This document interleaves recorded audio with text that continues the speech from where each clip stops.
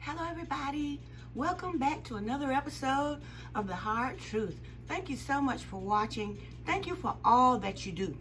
I'm just gonna get right to it, all right? Grab your coffee, grab your tea, because it's gonna be a rough one.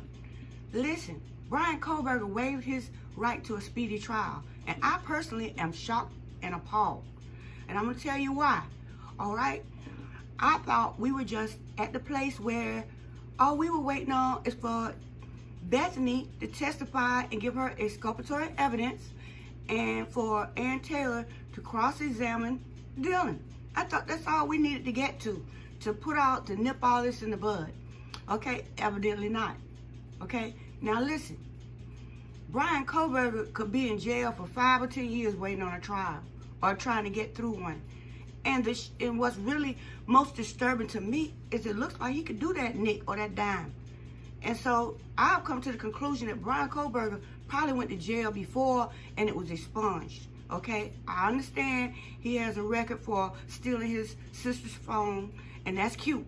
But for somebody to be doing their time like a champ in the county, you know, going from being a TA and a PhD student to an inmate with no problem, I mean, that's kind of alarming to me. Remember Aaron Hernandez when he ended up being locked up and he just adjusted and start cleaning up his cell, saying how nice it looked? Okay, it's some insanity going on here.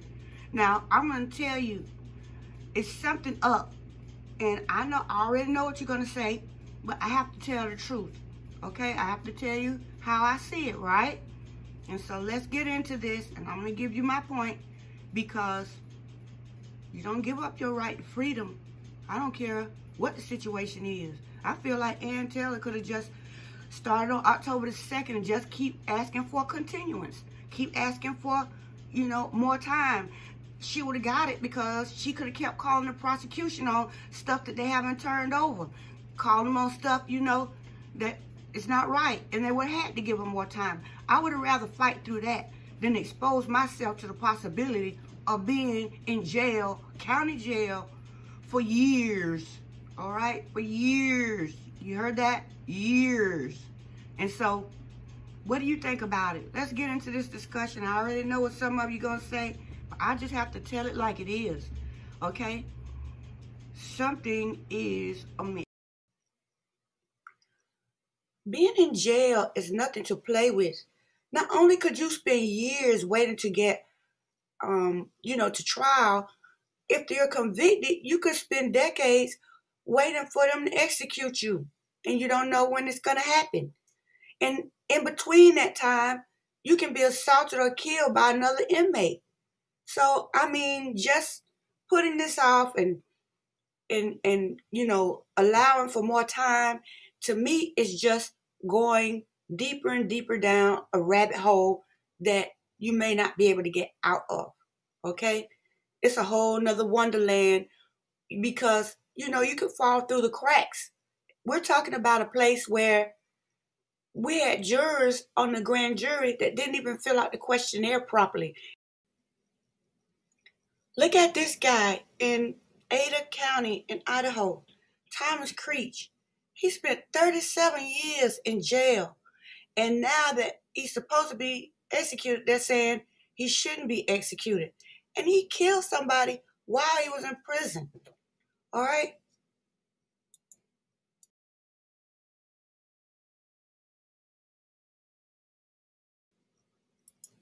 Look at this guy. Because of his janitorial duties, Thomas Creech was the only prisoner who could be out of his cell at the same time as another inmate. Both Chuck Palmer and I wrote letters to the penitentiary warden during that time frame once he was released, warning the warden in the penitentiary system that this was a very dangerous criminal. Chuck Palmer was the Ada County Sheriff at the time. He and Jim Harris, Ada County prosecuting attorney in 1981, both believed that if Creech was given the opportunity to kill, even while in prison, he would act on it. That's what happened on May 13th in 81. David Dale Jensen was released from his cell for an hour to exercise and shower. Jensen had other plans during that time, though. Court documents say David Dale Jensen attacked Thomas Creech with a sock filled with batteries. Creech was able to take the weapon away from Jensen, and it was that same weapon Creech would later use to beat Jensen to death. In an exclusive letter to us from Creech, he admits to that again. Yes, I killed a guy, but he attacked me, wrote Creech. These are the type of people that he's going to end up with. And as a matter of fact, he's gonna be in jail with these type of people in the county. All right, they have to come through the county first. That's the worst place to do time, because you got people that come in and out the same day, and it's not equipped for people that's gonna do, long-term prison time. The county is not, and so he's at risk in there. And then people who believe that he killed the Idaho 4, they're just waiting to get their hands on him. He's not gonna be in an isolated cell forever. And even if he's in an isolated cell, somebody will let one of those inmates get to him if they feel like it. I mean, it happens every day. He's not safe in there is what I'm saying. So why on earth would you want to go past October the 2nd, and you're in a very dangerous place?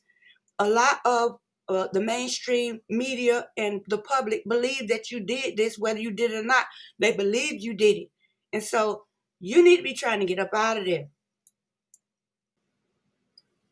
When Kohberger was extradited back to Idaho, he was saying that he was looking forward to being exonerated, and it seemed like he didn't have a problem with Ann Taylor being his lawyer, and they were working together on this. And I know some people are saying, well, they don't have a choice. If Ann Taylor's not ready, they need to waive the speedy trial and take their time and get it right. Well, Matthew 24:44 says, be ready. In and out of season, you're supposed to be ready. And so some situations you're going to have to just go impromptu. And I think that this is one of those times. Okay, what do you think about this? I already know I'm going to get a flood of people saying different weird stuff, but that's all right. I want to hear what you have to say, because this is the way I see it, from the point of view of knowing you need to get out of jail as soon as possible.